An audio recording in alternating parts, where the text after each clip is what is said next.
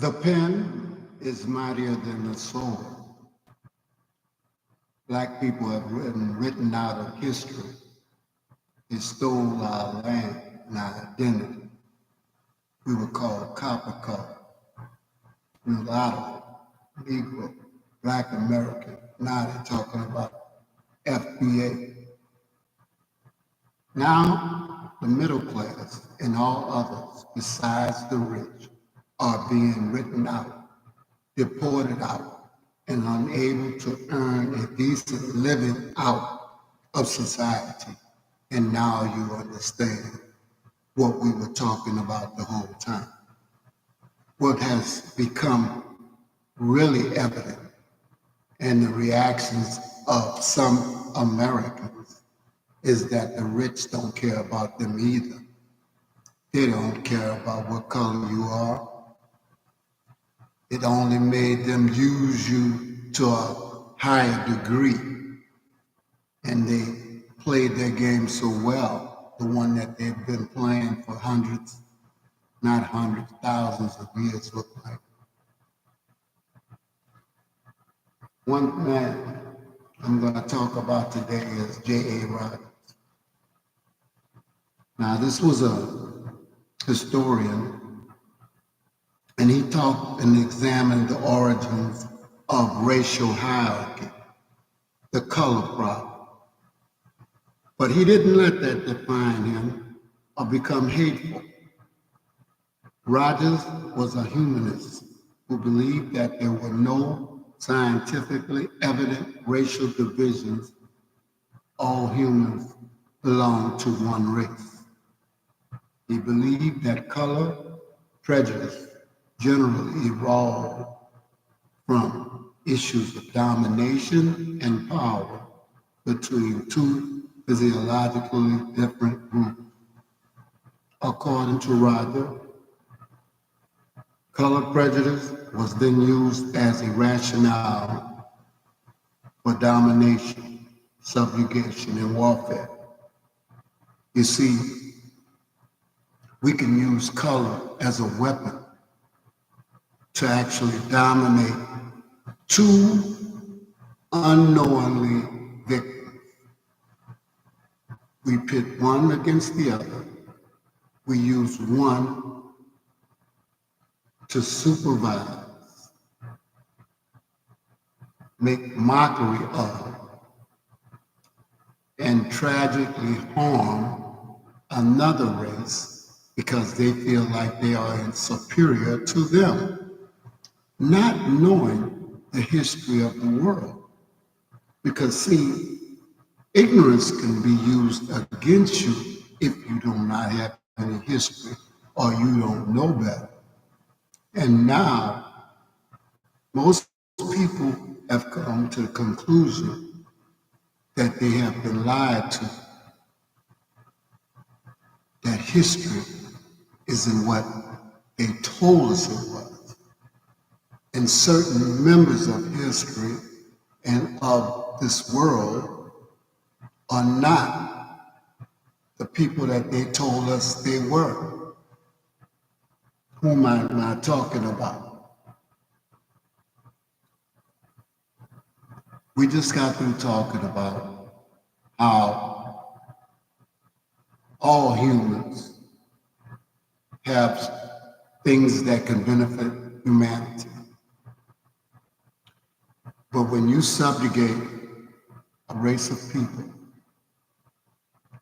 and you write them out of history, you take away their language, their freedom, everything that you could imagine. On top of that, you have breeding farms, breeding plantations, so that you can resupply your slaves to make you more money, to make you superior, to help you steal land. Who was there first? It doesn't matter. You know why? Because right now, It's a fight for survival. Societies develop myths and prejudices in order to pursue their own interests at the expense of others. Whom am I talking to? Do you know in the last few weeks, more executive orders have been written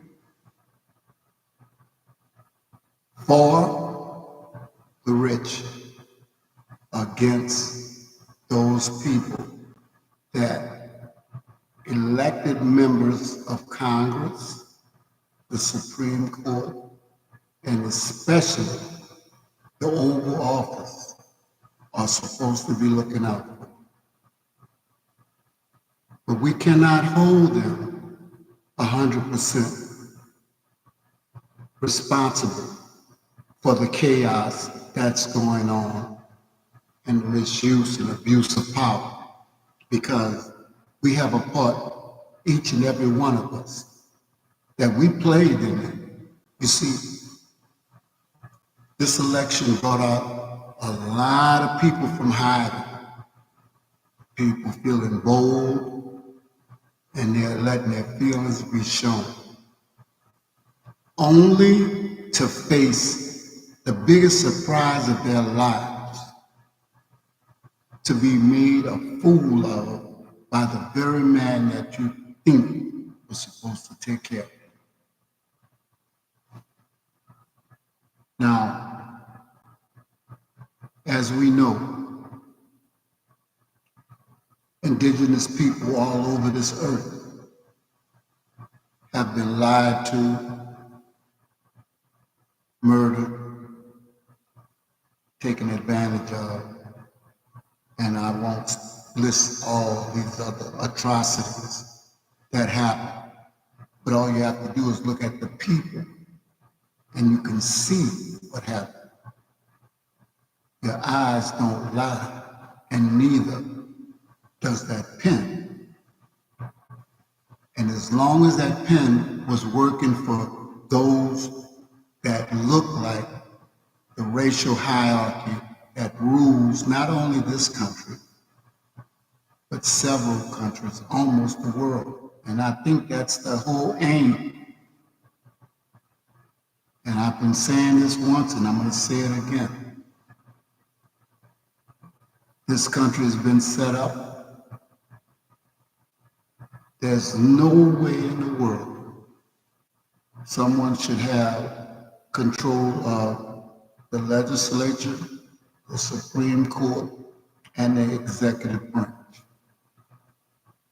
There's only 2, maybe 3 other departments, agencies that you need for your kingship. You're trying to get rid of the FBI. I don't know what happened where our secret police decided to back up legislators or billionaires who did not have any legislative experience or any reason to go into the treasury except to do harm to the very people that he was supposed to be serving. But when you look at it, why in the world would the people that's responsible for making our lives a little bit harder, a little bit more scary, they're not even from here? And we always talk about how great Americans are. Where is your greatness now?